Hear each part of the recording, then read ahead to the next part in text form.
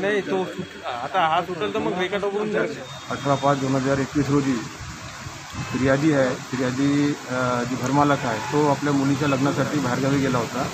त्यांचे नातेवाईक जे होते ते नातेवाईक सायंकाळी यायचे आणि सकाळी झोपायला यायचे आणि सकाळी निघून जायचे। तर 18 तारखेला ते लोक सकाळी निघून गेले आणि मग रात्री पुन्हा झोपायला आले तर त्यांना घराचं कुलूप वगैरे तुटलेला दिसला। मग त्यांनी आतमध्ये जाऊन खात्री केली असता तर आतमध्ये असलेली अलमारी वगैरे फोडून चोरांनी त्यांचे घरी अलमारीत असलेले सोने चांदीचे दागिने व मोबाईल असा एकूण 1,10,000 रुपये माल चोरून नेलेला होता।